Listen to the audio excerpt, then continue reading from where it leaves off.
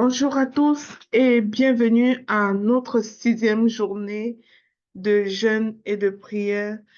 Merci beaucoup d'être là. Merci de revenir jour après jour pour vous joindre à nous afin qu'ensemble nous puissions aller au pied du Maître, prier notre Dieu, dire à Dieu que nous dépendons de lui, dire à Dieu que des fois nous nous sommes éloignés sans nous en rendre compte, dire des fois que même nous l'avons fait intentionnellement, être tout simplement vrai face à notre Dieu, être tout simplement sincère face à notre Papa pour rétablir cette intimité qui s'est enfuie, pour rétablir cette intimité dont nous avons véritablement besoin.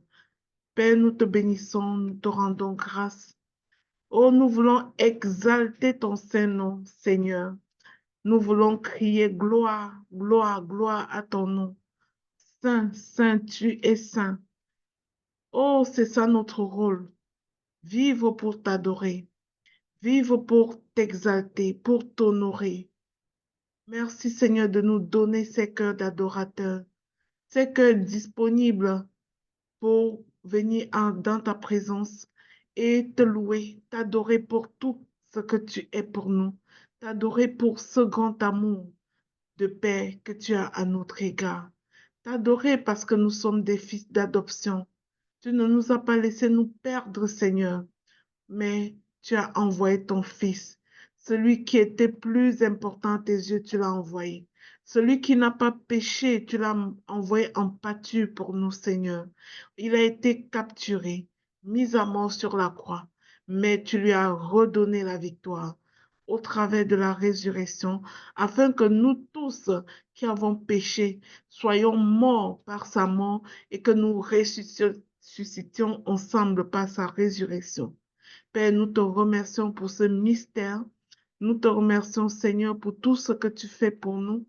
Nous te confions tous ces 21 jours que nous sommes en train d'entreprendre tous ensemble de commun accord. Et à ce stade où nous sommes rendus, Seigneur, nous voulons tout simplement te dire merci. Merci pour les pas déjà marqués. Merci pour ce qui va être fait aujourd'hui. Merci pour ce qui sera fait demain et dans l'avenir. Nous te disons d'avance merci Seigneur parce que nous avons l'assurance de ton déploiement, l'assurance de ton action au milieu de nous. Père, je t'appelle ce matin au travers du glorieux Saint-Esprit. Viens, règne de Dieu, viens t'établir en ce lieu. Viens t'établir au milieu de nous. Viens prendre le total contrôle et viens manifester la parole de Jésus de façon visible et tangible au milieu de nous. Que le nom du Seigneur Jésus soit éternellement glorifié en ces lieux. Que tout ce qui est déclaré dans la parole de Dieu puisse être vécu par les enfants de Dieu dans ce lieu. Au nom puissant de Jésus-Christ, j'ai prié. Amen.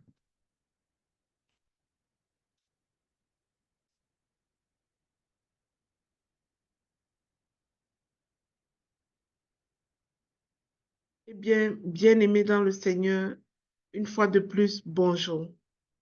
Soyons fiers de nous retrouver pour une 6e fois en ce début de mois pour continuer à nous abandonner. C'est le bon mot que je peux dire. Continuer à nous abandonner au pied du Maître. Notre thème de ce matin, par contre, est complètement le contraire de l'abandon. Le contraire de l'abandon de soi au pied du Maître. Et mon message porte autour du thème abandonner l'autosuffisance spirituelle. Abandonner l'autosuffisance spirituelle. Qu'est-ce que cela signifie, bien-aimé? Si on te dit ce matin, mon frère, ma soeur, abandonne l'autosuffisance spirituelle, qu'est-ce qu'on est en train de te dire concrètement? Qu'est-ce que cela peut signifier? J'aimerais que tu m'accordes ton attention. C'est dans les derniers jours, dès le début, nous nous sommes questionnés de où est-ce que nous en étions avec notre Dieu. Après, on a vu tout ce qui nous éloigne de Dieu. En 2 jours successifs, on a vu les choses qui nous éloignaient de Dieu. Ensuite, on a vu également ce qui nous éloignait subtilement de Dieu. Nous avons vu qu'il faut revenir à Dieu avec un cœur contrit, brisé et humble, et que l'intimité que nous voulons bâtir avec Dieu a pour fondation la vérité. Pour rétablir la paix dans un lieu, il est important de dire la vérité d'abord. La vérité précède la paix. La vérité est une fondation de l'intimité. Et aujourd'hui, on vient avec une autre chose, attirer notre attention sur l'autosuffisance spirituelle. Vous savez, bien aimé, ces histoires de super chrétiens qui connaissent trop, qui sont trop spirituels, ils connaissent trop, ils se croient trop connaisseurs, hein? Ils savent tout, ils habitent même qu'avec Dieu, donc ils savent tout quoi. Ils ont une très forte opinion d'eux-mêmes. Pourtant, la grandeur de Dieu est tellement immense que déclarer qu'on saisit sa grandeur, qu'on sait tout ce que Dieu veut, qu'on sait tout et qu'on est complètement à 100% sûr d'être en train de faire exactement comme il faut, d'être capable de faire comme il faut sans Dieu. Hmm. C'est ça qu'on appelle de l'orgueil spirituel. Et c'est cet orgueil spirituel qu'on appelle autosuffisance spirituelle. Ce n'est pas toujours un péché visible. Ce n'est même pas une opposition extérieure à la parole de Dieu. Mais c'est une trop grosse assurance qu'on est capable en fait. C'est l'illusion qu'on peut avancer sans Dieu.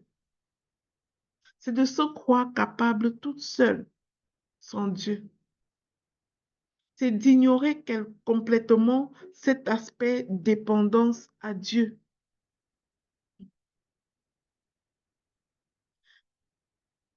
Et cette autosuffisance spirituelle ne fait pas de bruit. Elle ne se déclare pas. Elle ne s'installe pas progressivement. Elle ne fait que s'installer progressivement dans la vie des enfants de Dieu, en fait. Et les signes de l'autosuffisance spirituelle, c'est que ça commence quand on prie moins, tranquillement, on prie moins. On est vraiment chrétien, on croit en Dieu, on a accepté Jésus comme notre Seigneur et notre Sauveur. Mais une sécheresse spirituelle commence à s'installer subtilement. On prie moins. On décide sans consulter Dieu. On prend des décisions en comptant sur nous-mêmes, sans consulter Dieu. Et quand on veut passer à l'action, on n'ose pas aller poser la question au Saint-Esprit. On n'ose pas écouter avant de le faire. Parce qu'on compte trop sur soi. Pourtant, la parole de Dieu déclare dans Jean 15:5 que je suis le cep et vous êtes des sarments. Celui qui demeure en moi celui qui demeure en moi et en qui je demeure porte beaucoup de fruits. Car sans moi, vous ne pouvez rien faire. Notre Dieu dit, sans moi, vous ne pouvez rien faire. Mais combien de fois, bien-aimés, nous tentons de faire les choses sans lui?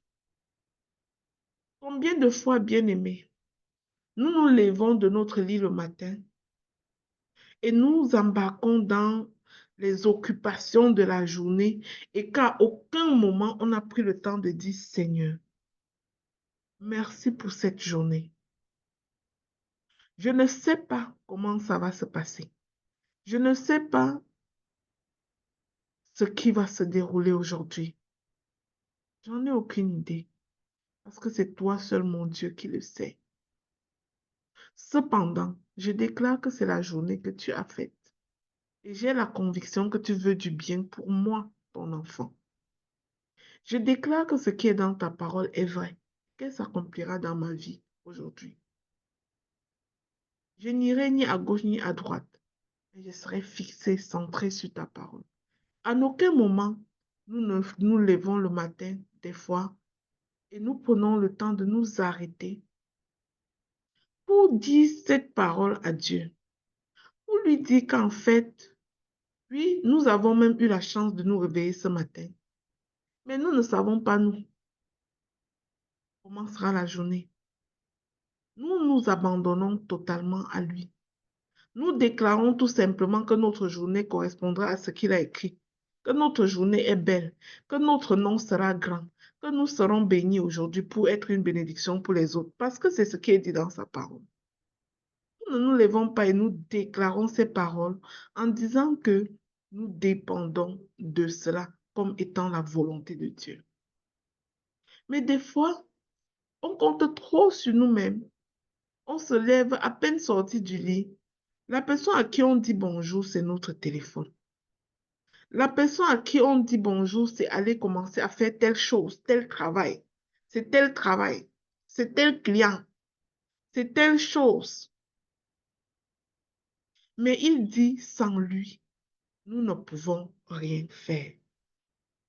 Donc, sans lui, tu ne t'es même pas réveillé. Sans lui, nous ne pouvons rien faire. Il ne dit pas que sans lui, nous ne pouvons pas faire certaines choses. Il dit rien. Qu'est-ce que cela signifie concrètement? Cela signifie concrètement que, et ça c'est ma compréhension de la chose, ma compréhension de la chose, c'est qu'il y a juste deux réalités dans la vie d'un être humain. Deux réalités spirituelles qui conduisent ta vie de tous les jours. Soit tu dépends de l'Esprit de Dieu et tu es juste guidé et téléguidé par l'Esprit de Dieu. Soit tu dépends de l'esprit du mal et tu es juste conduit subtilement par l'esprit du mal. Dans les deux cas, tu te laisses conduire par l'esprit auquel tu dépends, par celui auquel tu décides de t'abandonner. Dieu dit sans lui, tu ne peux rien faire. Ça veut dire, si tu es son enfant, abandonne-toi intentionnellement à lui et tu pourras tout faire.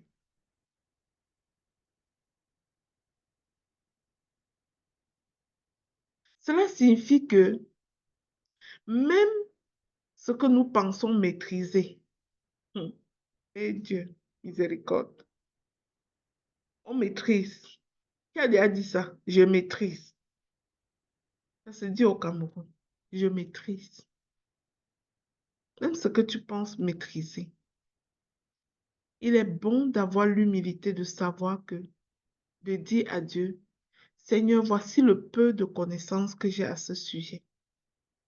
Mais je compte sur toi pour me bonifier.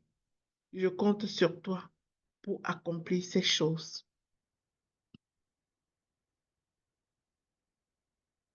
Et la preuve de ton autosuffisance émane de ce que tu dégages, émane de ce que tu déclares, émane ensuite de l'alignement de ce que tu déclares et ce que tu fais. Parce que dire aussi, je dépends de toi, Seigneur, et puis commencer à faire des choses qui ne sont pas conformes à sa parole, ce n'est pas une vraie dépendance. Alors que tu déclares que tu dépends de Dieu, en même temps, tu dois faire l'effort de te conformer à sa volonté. Sa volonté, c'est sa parole. Mais quand on dit je maîtrise et on prend les décisions sans consulter Dieu, tu commences à faire des choses, à implémenter ce business sans jamais t'asseoir et t'arrêter un instant et dire à Dieu, Seigneur, voici ce que j'ai envie de faire. Montre-moi par ta grâce ta volonté à ce sujet. Tu dis, je maîtrise, je connais ça. Ça, c'est pour nous, ça. Hein? Bien-aimé, nous ne maîtrisons pas grand-chose. Tout n'est que grâce. Il y a quelques jours, je me suis trouvée dans mon bureau et à peine j'arrive au bureau, moi qui parle de discipline, qui fait toutes choses, chaque chose à son moment, je peux dire parfois je maîtrise. Sauf que cette journée-là, quand je suis arrivée au bureau, j'avais tellement mal. J'étais tellement mal que j'étais même incapable de juste m'asseoir, de juste me tenir debout, de juste marcher. J'avais extrêmement mal. Et tu sais quoi? Tout ce que j'avais écrit dans mon agenda, je ne l'ai pas fait. Je n'ai pas pu le faire. Je n'étais pas capable de le faire. Une des sœurs que j'avais, une personne que j'avais en rencontre, j'ai eu juste le temps d'ouvrir le Zoom et de lui dire, je ne peux pas.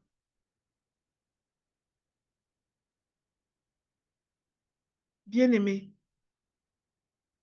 des fois, même ce que nous pensons maîtriser, il faut garder la gêne de se dire, c'est pas grâce.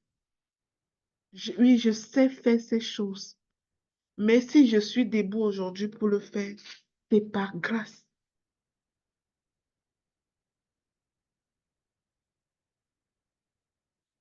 Des fois, même ce que nous avons déjà réussi, même ce que nous croyons comprendre, ne peut porter un grand fruit sans la volonté de Dieu, sans sa présence. Notre thématique de ce mois, c'est de revenir au pied du Maître.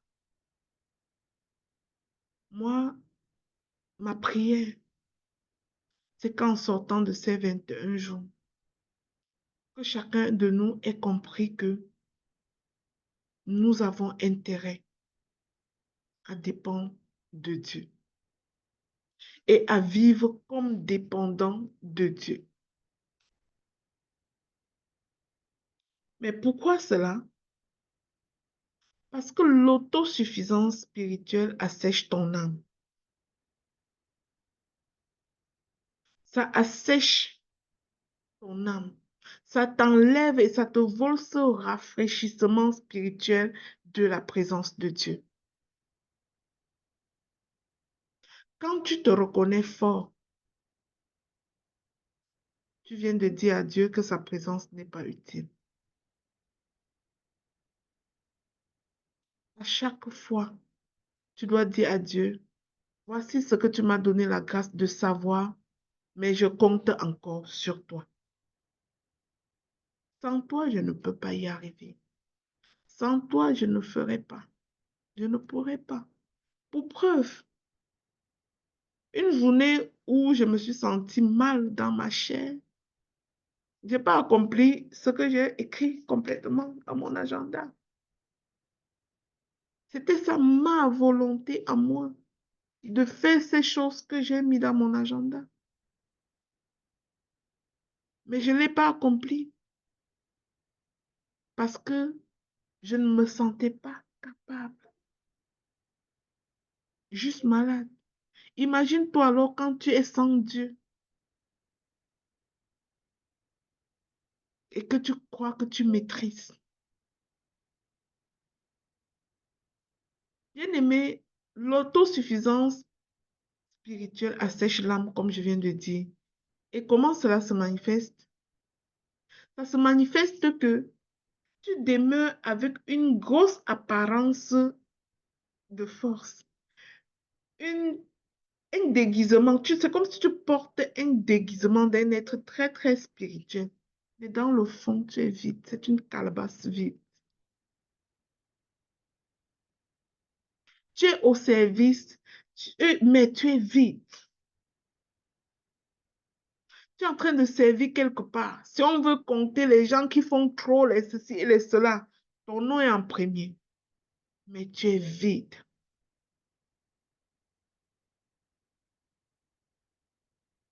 Pourquoi? Parce que quand tu comptes sur toi, tu donnes sans recevoir. Quand tu comptes sur toi, tu donnes sans recevoir. Pourtant, nous avons besoin d'un rafraîchissement qui vient de Dieu. Nous avons besoin que Dieu renouvelle nos forces. Et la Bible dit, ceux qui dépendent de Dieu, Dieu renouvelle leurs forces. Ils courent sans se fatiguer. Ils volent plus haut comme des aigles. Mais au préalable, il faut compter sur Dieu et non sur soi. Tu vois? Donc, il renouvelle tes forces alors que tu comptes sur lui.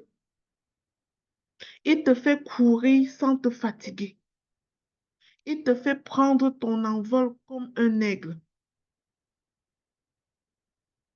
Mais quand tu comptes sur toi, tu fais tes propres projets qui dépendent de toi, sans consulter Dieu. Tu comptes sur toi, tu t'épuises, tu te vides comme une batterie. Le Saint-Esprit me ramène à quelque chose qui est sur la voiture, à la batterie de la voiture. Vous savez, dans la voiture la batterie de la voiture a un système d'auto-recharge à travers, je pense, si je ne me trompe pas, d'une pièce qu'on appelle l'alternateur. Donc, quand la batterie de la voiture est telle que quand l'alternateur fonctionne bien, alors que tu es en train de rouler c'est-à-dire de décharger l'énergie de ta batterie pour rouler, l'alternateur est en train de remplir. Donc, au fur et à mesure que la batterie se vide pour te permettre de rouler, l'alternateur est en train de combler l'énergie. Et cette image me montre juste une personne qui s'attache à Dieu, ce qui se passe avec lui. C'est que oui, on va te voir faire plein de choses. On va toujours te voir rajeunir. C'est-à-dire, tu vas même dire ton âge, on va dire que merde, telle personne, c'est à tel âge. Et le rythme de choses que tu fais, on va dire, waouh, elle fait toutes ces choses, elle ne s'épuise pas, elle est toujours debout, elle est toujours remplie comme ça. C'est-à-dire, tu deviens une curiosité comparé à ce que les gens s'attendent que tu t'écroules même au regard de tout ce dans quoi tu es impliqué. On voit que ta hargne continue, ton zèle demeure année après année, ton rajeunissement est là, année après année. On te regarde avec tes enfants, on croit que tu es leur petite sœur. Pourquoi? Parce que tu demeures connecté au sceptre. Le cep étant comme cet alternateur dans la voiture, que oui, alors que tu travailles fort, ta batterie est en train de se décharger, mais en même temps, il y a un système automatique de recharge qui remplit, qui remplit, qui remplit, qui remplit. C'est ça dépendre de Dieu. Mais quand tu fais sans Dieu, tu es comme une voiture dont l'alternateur est défectueux. Et alors que tu roules, et que tu arrêtes ton moteur, bah, ça ne démarre plus. C'est complètement asséché, ça ne démarre plus. Pourquoi? Parce qu'il n'y avait pas ce système d'auto-recharge pendant que tu étais en train de te déployer. Je ne sais pas si cette image parle à quelqu'un. Quand tu es coupé de Dieu, tous tes efforts te diminuent et te brûlent. Et seulement quelques mois plus tard, on commence à te voir fané, sans rien, complètement fané, vieille, vieux. là où les gens qui sont connectés à la source, moi j'appelle aussi ça la source, ceux qui sont connectés à la source ne font que se rajeunir. Avez-vous déjà vu des enfants de Dieu qui partagent l'évangile et qui sont vraiment connectés à Dieu? Comment ils ont l'air jeunes et rafraîchis? C'est-à-dire, la connexion à Dieu rend beau. La connexion à Dieu rend frais. La connexion à Dieu t'enlève la charge de mettre le make-up. Tu n'as pas besoin de toutes ces farces. Tu es automatiquement rafraîchi en fait. Avant que tu ne viennes augmenter n'importe quoi, tu es naturellement rafraîchi parce que tu dépends. Tu sors de l'autosuffisance spirituelle. Tu prends conscience que sans ton Dieu, tu ne peux rien. Tu déclares à Dieu, je dépends de toi. Tu lui poses, tu présentes devant lui chaque projet, chaque décision avant de t'engager. Et tu marches avec l'assurance, avec l'attente qu'il te dirige lui-même vers des eaux paisibles, qu'il te dirige lui-même vers de verts pâturages. Tu es en attente et tu rajeunis et tu deviens un objet de curiosité devant les autres.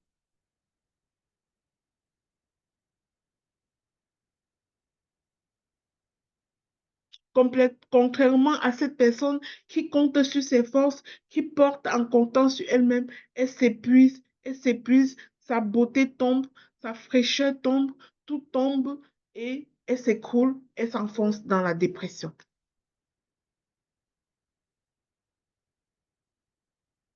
Vous savez, l'état dépressif qui sort de l'autosuffisance spirituelle vient s'installer quand tu te trouves, c'est-à-dire tu n'arrives pas à t'abandonner à Dieu face à ces choses qui te font méditer les pensées négatives.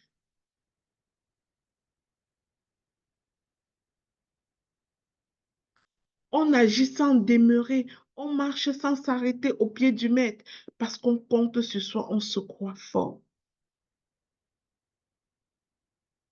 Mais la parole de Dieu dit, comme je vous ai dit tantôt, ceux qui se confient en l'Éternel renouvellent leur force. Ils prennent leur vol comme les aigles. Ils courent et ne se lassent point. Ils marchent et ne se fatiguent point. Bien-aimé, est-ce que tu ne veux pas vivre ça? Le prix, c'est de te confier à l'Éternel. Ça, c'est le prix à payer. Ceux qui se confient, pas ceux qui se débrouillent seuls. Pas ceux qui se lèvent et disent que moi, je maîtrise. Ça dit ceux qui se confient. Ceux qui restent humbles face aux connaissances qu'ils ont. C'est-à-dire, quand tu te crois trop sage, tu n'es déjà pas sage. Quand tu te crois trop intelligent, c'est une preuve que tu n'es pas intelligent. Parce que lorsque tu seras vraiment sage, c'est les autres qui le verront et c'est les autres qui le diront.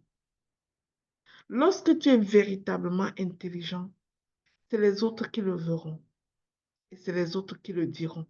Toi-même, tu seras juste en train de faire des choses naturelles comme ça. Toi serais naturel et dans la complète dépendance à Dieu. Tu seras en train de faire peut-être des choses extraordinaires, mais que toi-même, tu ne sais même pas que c'est extraordinaire. Parce que tu es dans la complète dépendance à Dieu. Et tu es pleinement conscient que même tout ce que je parviens à faire, ce n'est pas grâce à moi. Si je réussis à partager la parole de Dieu, ce n'est pas grâce à moi. Si je réussis à aider une personne à faire des choses, ce n'est pas grâce à moi.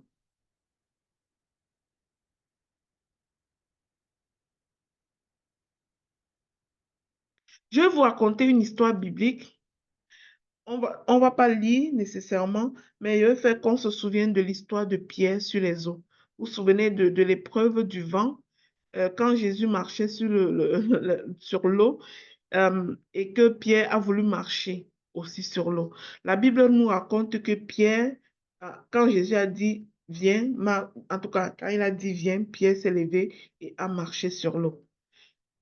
Tant qu'il regardait à Jésus, c'est-à-dire tant qu'il dépendait de Jésus, tant qu'il s'accrochait à la parole de Jésus, sur cette parole, il a marché sur l'eau. Mais la Bible nous dit qu'à un moment donné, Pierre a défocalisé son regard de Jésus et lorsqu'il regarda le vent, il commença à s'écrouler.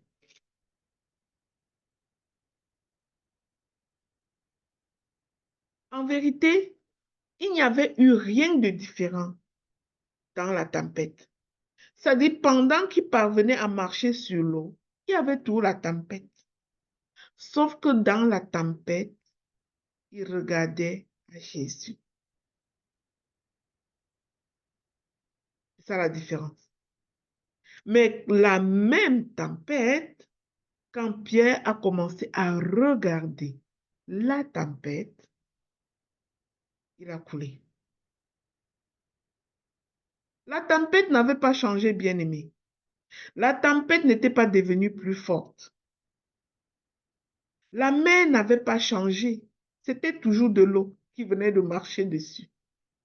Mais la vérité, c'est que le regard de Pierre avait changé. Et des fois, l'autosuffisance spirituelle nous fait ça. On commence à regarder à nous.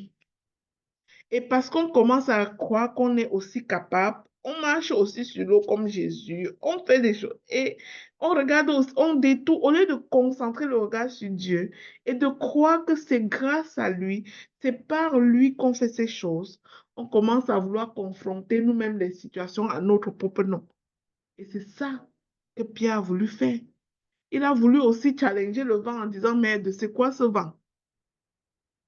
Il a oublié que il ne gagnera le vent qu'en gardant son regard sur Jésus. Et des fois, dans notre vie, c'est la même chose. Des fois, nous lâchons la main de Jésus et nous commençons à compter sur nous. Et c'est ça qui arrive aux personnes généralement dépressives. C'est qu'au lieu de continuer à méditer, j'ai Jésus avec moi, j'ai Jésus dans ma barque, Seigneur Jésus, je dépends de toi. Au lieu de continuer à méditer ça, tu commences à méditer les difficultés, les choses qui arrivent en réfléchissant sur tes propres forces, comment les contrer. Et c'est comme ça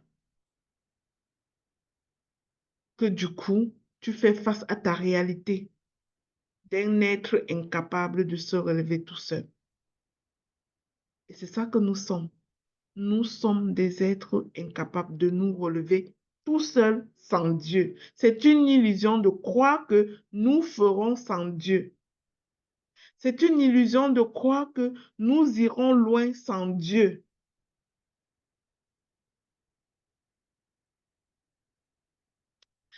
La Bible dit, mais voyant le vent qui était fort, Pierre eut peur. Et comme il commençait à s'enfoncer, il s'écria, Seigneur, sauve-moi. Ce n'est que la reconnexion et la reprise de conscience de sa dépendance à Jésus qui l'a sauvé. Et quand il a crié sa dépendance à Jésus, Jésus lui a à nouveau tendu la main. Et c'est pour ça, précisément, que nous sommes dans ces 21 jours. Parce que nous avons tellement regardé aux situations de nos vies. Nous avons tellement compté sur nos propres forces pour X ou Y choses. Et des fois, nous avons fait face à notre incapacité de faire ces choses comme nous pensions. Nous avons fait face à un échec honteux. Nous avons fait face à toutes sortes d'affaires, de tempêtes. Et nous sommes ici rassemblés pour dire à Jésus, Seigneur, sauve-moi. Exactement comme Pierre a dit dans sa situation. Nous sommes ici pour dire à Jésus, Seigneur, non, nous ne sommes pas capables comme nous pensions. Nous ne pouvons pas faire ces choses sans toi. Sauve-moi. Bien-aimé, quelle est cette situation que tu es dedans, en train de te débrouiller par toi-même, en train de te démerder par toi-même, sans Jésus?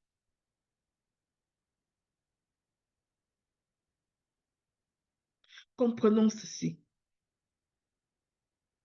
Pierre n'a pas été sauvé parce qu'il était fort, mais parce qu'il a crié à Jésus.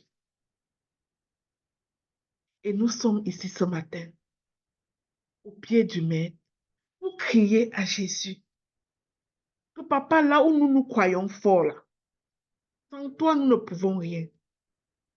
Ça dit l'autre jour dans mon bureau, pour revenir et faire des choses qui me restaient en après-midi, j'avais 2 visites importantes pour recevoir les gens là. J'ai consacré ma matinée à crier ma dépendance à Dieu. Et soudain, ce mal-là a disparu.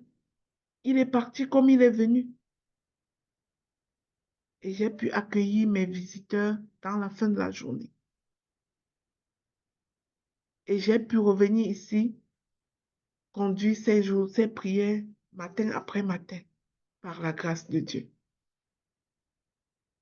J'aimerais dire à un enfant de Dieu ici, déclare ta dépendance à Dieu. Arrête de penser que tu es si fort. Toi et moi, on n'est pas fort. Je te garantis. C'est-à-dire, la santé que tu as à l'heure-ci, là, tu peux la perdre comme ça. L'argent que tu as là, en ce moment, tu peux le perdre comme ça. La famille que tu as là, tu peux la perdre comme ça. Tu n'es pas fort. Tout n'est que grâce. Tout n'est que grâce. Et nous devons nous en rendre compte. L'autre chose, c'est de comprendre que notre Dieu, dans son mode opérationnel, combat l'autosuffisance pour nous préserver. Il combat cette autosuffisance pour nous préserver. Regardons à l'histoire de Gédéon. Alors que Dieu lui donne une armée de 32 000 personnes, et pendant que Gédéon est même en train de se voir incapable, Dieu réduit encore cette armée à 300 hommes. Je ne sais pas si vous avez déjà eu à lire le livre de Gédéon, l'histoire de Gédéon dans la Bible. C'est important de lire cette histoire. Dieu a réduit. C'est-à-dire, Dieu réduisait davantage pour continuer à montrer à Gédéon à quel point ça ne dépend pas de lui en fait. Parce qu'avec 32 000 personnes, il se sentait déjà incapable. Mais Dieu a réduit encore à 300. Pourquoi? L'Éternel dit à Gédéon, le peuple que tu as avec toi est trop nombreux pour que je livre Madian entre tes mains. Il pourrait en tirer gloire contre moi. C'est ma main qui va délivrer. Donc, c'est-à-dire, le mode opérationnel de Dieu, c'est que là où tu es fort, il n'est pas là. Là où tu penses que tu as tout pour être fort, il n'est pas avec toi. Parce que sa puissance se déploie dans tes moments de faiblesse. Donc, reconnaître ta faiblesse face à ce grand Dieu, c'est favoriser que sa main agisse dans ta situation. Regardons quelqu'un qui se lève pour une cause sans Dieu, sans reconnaître sa dépendance à Dieu. Ici, par exemple, nous avons la cause des orphelins. Nous mettons les employés dans les orphelinats un peu par-ci, par-là. Et nous comptons 100% sur la grâce de Dieu pour pouvoir payer les salaires de ses employés. Imagine maintenant que nous ne reconnaissons pas notre dépendance à Dieu et que nous croyons capables, forts, on travaille très fort, on gagne de l'argent, on met à cette disposition, on est trop fort. Ça veut dire que si au fil des années, nous réussissons toujours à le faire, nous serons en mesure de voler la gloire de Dieu en disant, ça là s'est passé parce que nous étions capables. Ça s'est passé parce que nous étions forts. Mais je veux vous garantir d'une chose, bien aimée. Les salaires de ces personnes-là se payent tous les 30 du mois. Et je peux vous garantir que généralement le 28-29, nous on regarde la trésorerie comme ça. Et on dit, Seigneur, Seigneur, le 30 c'est dans 2 jours. Le 30 c'est dans 1 jour. Aucune de ces mamans-là ne manquera de salaire. Qu'est-ce que nous allons dire? Nous ne sommes pas capables, Seigneur. Viens le faire, papa. Parce que nous ne sommes pas capables. À chaque fois, ça a été comme ça. Du coup, lorsque nous parvenons chaque le 30 et chaque 7 du mois à subvenir à ces différents besoins-là, nous sommes en toute humilité à terre pour dire, Seigneur, tu l'as encore fait ce mois. Qu'est-ce que nous pouvons sans toi? Tu l'as encore fait ce mois. Seigneur, tu l'as encore fait. À chaque mois, c'est un nouveau miracle. Parce qu'à aucun moment, nous ne croyons que c'est parce que nous sommes forts. Et je prie que tu comprennes que revenir au pied du Maître, c'est revenir au lieu de restauration. C'est revenir te brancher à l'alternateur comme une batterie. C'est revenir te connecter à la source. C'est le lieu où les fardeaux se déposent. C'est le lieu où les liens se brisent, où les chaînes se brisent. C'est le lieu où la direction devient plus claire. C'est le lieu où ton secours est assuré, où Dieu t'assure son secours. Bien-aimés, choisissons la bonne part, comme dans l'histoire de Marie de Béthanie. Laissons l'agitation, laissons la super performance, laissons c'est-à-dire ces occupations que nous faisons sans Dieu, sans compter sur Dieu. Arrêtons d'être trop sûrs de nous. Revenons à la simplicité. Revenons à la confiance totale en Dieu. Revenons à l'écoute de ses instructions. Revenons à la dépendance complète.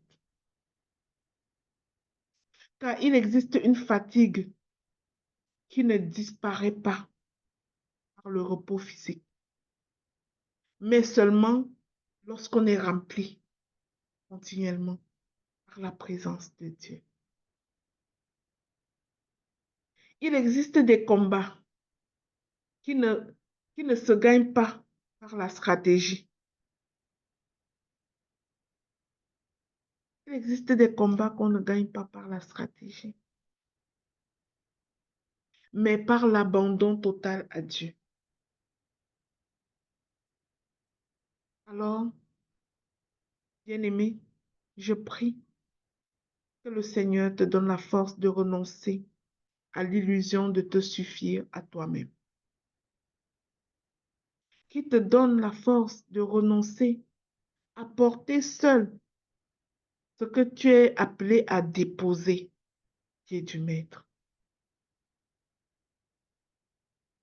Que Dieu t'apprenne à dépendre de lui. Qu'il nous apprenne, y compris moi, à dépendre de lui. Qu'il nous donne la grâce d'entendre sa voix. Qu'il nous apprenne à revenir à ses pieds. Que notre cœur reste humble. Que notre esprit reste sensible. Que notre vie demeure attachée à la source, au sceptre, au nom de Jésus. Amen. Alors, bien-aimés, aujourd'hui, nous allons faire la prière de consécration pour terminer. Nous sommes un ministère où nous avons un engagement particulier auprès des prunelles de l'Éternel, les enfants en condition de vulnérabilité. Et chaque mois, nous mettons nos efforts ensemble par la grâce de Dieu pour assumer ses responsabilités. Et bien aimés, ce matin, ensemble, nous allons consacrer les dons de tous les membres de ce ministère du réseau Tascon Chance International qui ont choisi cela comme mode de vie et qui portent les enfants qui n'ont pas mis eux-mêmes au monde et qui nourrissent les enfants que peut-être ils ne connaîtront jamais, qui sont la main secrète de Dieu dans la vie des enfants en condition de vulnérabilité. Bien-aimés, nous allons dire cette prière que le Seigneur avait inspirée au début de ce ministère pour recommander ses dons et ceux qui donnent à sa bonne grâce. Seigneur mon Dieu,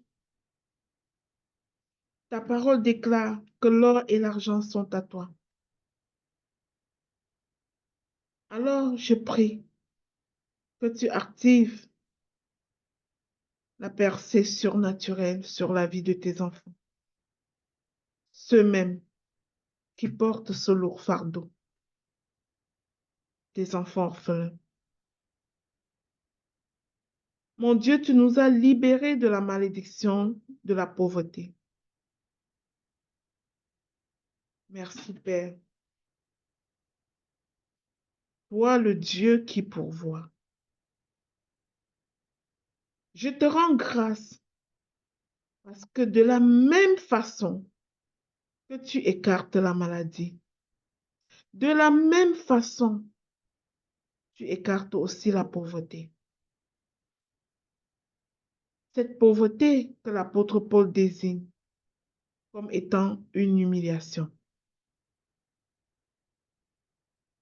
Alors, Père, je soupire afin que tu libères ton peuple de cette humiliation. Tu ne veux pas que le monde voie que ton peuple est pauvre. La disette ne reflète pas ta gloire. Si nous n'avons rien, Seigneur, que pourrons-nous donner à ces enfants? Merci, Père, parce que c'est toi qui active le ministère angélique dans la vie de ton peuple. Merci de ce que tu actives les anges dans la vie de ceux et celles qui ont semé et qui attendent une récolte. Je soupire ce matin, mon Dieu, mon roi, afin que tu aies pitié de tes enfants et que tu leur accordes la grâce de recevoir une cohorte d'anges que tu mandates maintenant pour une mission financière dans leur propre vie. Merci, mon Dieu, mon roi, qui pourvoit à tous nos besoins. Tu es Dieu et il n'y a pas d'autre. Nous ne voulons dépendre de rien d'autre. Je déclare que toutes ceux et celles qui cherchent ta face voient l'œuvre des anges de finance mandatés par l'Éternel agir dans leur vie. Je proclame et je déclare que la faveur divine, freinée par tes anges, se déverse sur ceux et celles qui portent ce fardeau dans la vie des enfants orphelins. Je proclame et je déclare, mon Dieu, mon roi, tu as fait beaucoup de choses dans ma vie. Alors je déclare que l'onction du succès en terre étrangère que tu as déversé sur ma propre vie soit le partage de ceux et celles que tu as destinés à s'attacher à cette vision pour conquérir les nations et soutenir les enfants. Je soupire au pied de ton trône de grâce afin que lorsque ceux qui donnent pour les enfants orphelins au travers du mystère ta seconde chance se lèvent pour un voyage à l'étranger, que leur cas soit traité selon les critères divins. Qu'on ne les juge jamais en fonction des diplômes, de l'argent, non, selon les critères divins, parce qu'ils sont mis à part, parce qu'ils s'aiment dans les nations. Que leur cas à chaque fois devienne une priorité au moment de s'établir dans un pays. Et que partout où ils s'établissent, Seigneur, qu'ils ne manquent jamais de secours, qu'il y ait toujours quelqu'un pour les secourir, qu'il y ait toujours quelqu'un pour leur ouvrir une porte, qu'il y ait toujours quelqu'un pour les favoriser. Je prie que chacun retrouve son pays où coule le lait et le miel et que chaque porte s'ouvre à eux, qu'aucune porte des nations ne les résiste, Seigneur. Aussi vrai que dans ma vie, je pense à un pays, je me lève et je vais, que cela devienne leur réalité.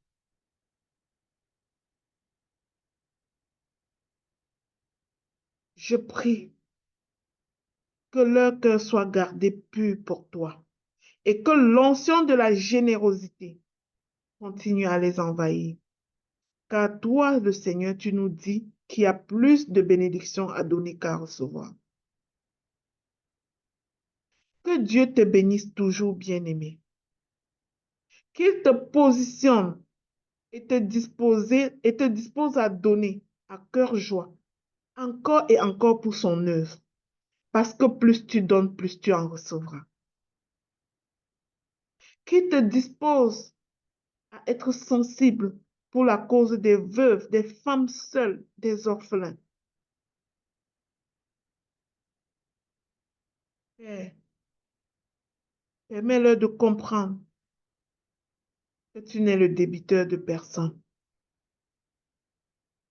Et que qui sème dans la bonne terre récolte par ta grâce. Je déclare sur leur vie la récolte d'Isaac. Que ce qu'ils ont sémé, qu'ils récoltent au centuple. Que ce qu'ils ont sémé, qu'ils récoltent au centuple, au nom de Jésus. Mon Dieu, je m'appuie sur ta nature en tant que propriétaire de toutes choses pour formuler ces demandes. Je sais que tu n'es pas un Dieu pauvre, car ta parole dit que l'or et l'argent t'appartiennent. Mon Dieu, tu es le propriétaire du ciel et de la terre.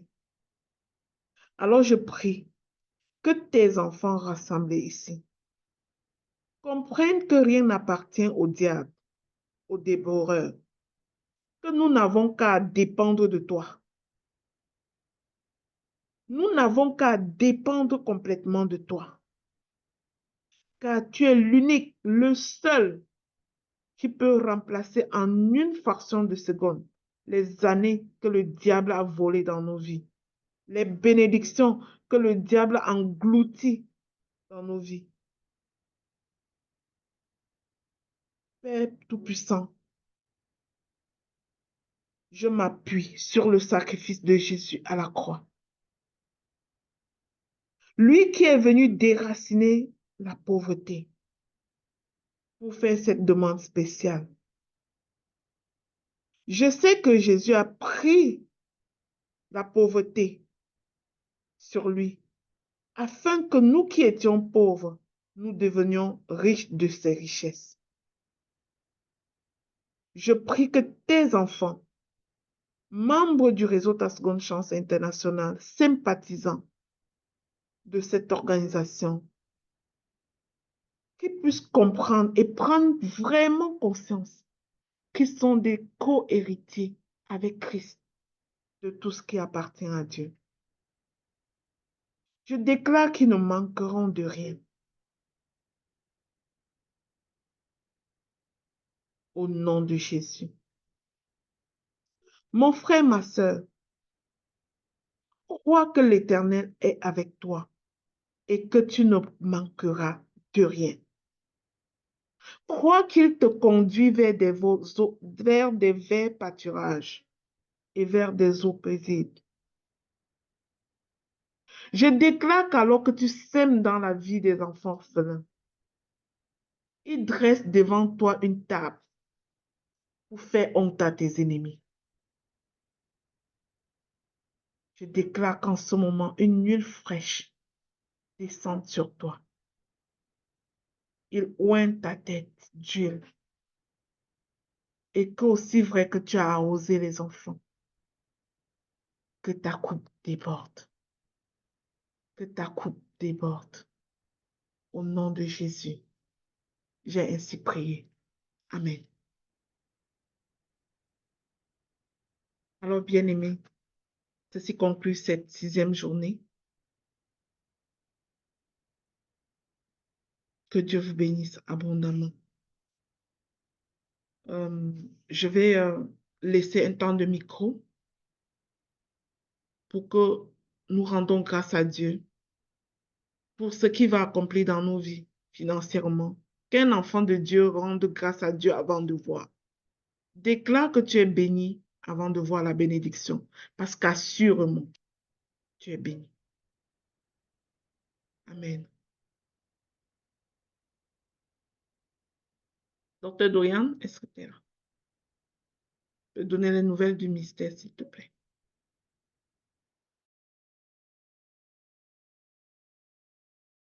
Bonjour, bonjour à tous.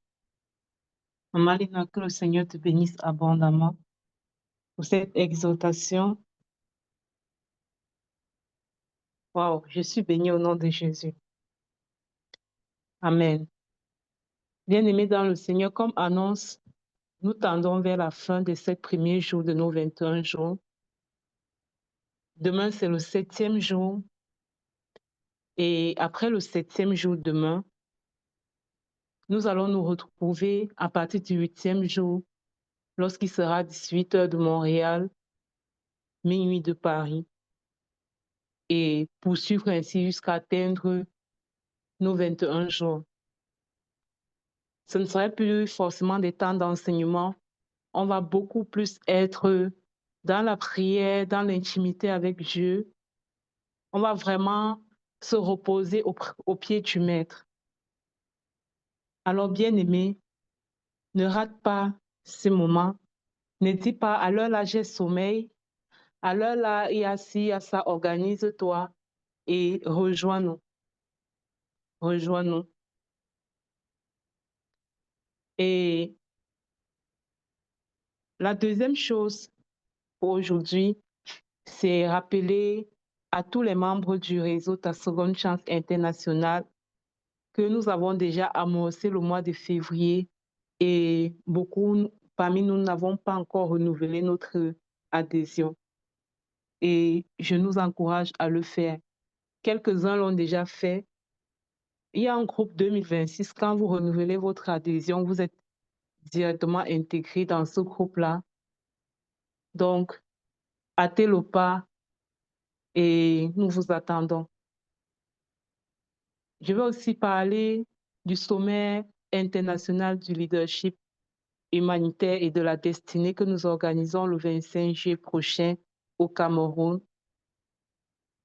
Communiquons cette activité autour de nous. Nous-mêmes, organisons-nous pour être là. Parce que c'est un rendez-vous divin. C'est un rendez-vous de foi. C'est un rendez-vous où la gloire de Dieu va être vraiment palpable et manifeste. Parce que c'est un événement qui l'honore et qui met aussi en avant ce que nous faisons en tant que... ce que nous faisons dans la vie des orphelins, en fait. Et c'est aussi un appel pour chacun de nous à se positionner comme leader pour impacter sa génération.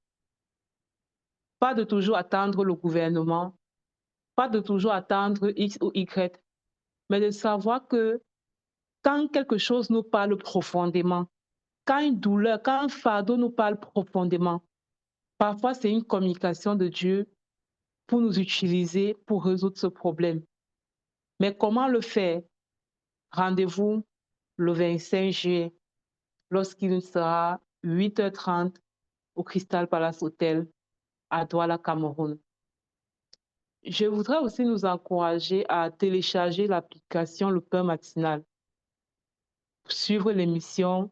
Vous pouvez aussi suivre sur YouTube, partager le lien autour de vous pour bénir d'autres personnes. C'est une émission chrétienne qui vous aide à grandir dans votre foi et à vous entraîner à l'exercice de la proclamation de la parole de Dieu. Donc, c'est tout pour les annonces. Si vous êtes nouveau ici, vous n'êtes pas dans le groupe de lecture biblique, je vais envoyer rapidement le lien du groupe. Et en ce temps-ci, on parle beaucoup de dépression, des ravages que ça fait dans les vies.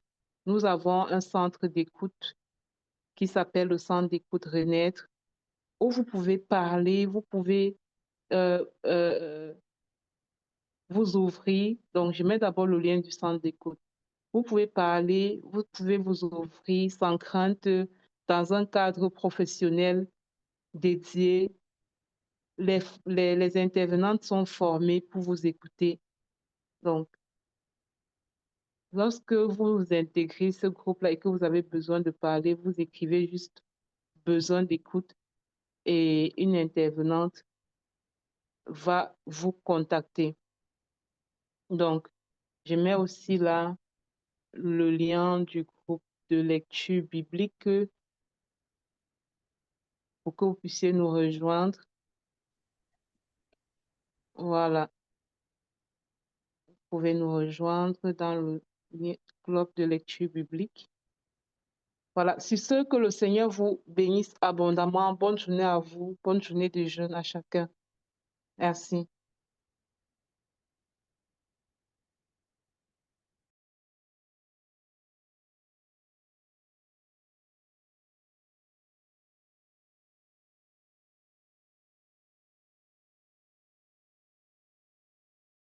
Et voilà, je vous souhaite de passer une très belle journée.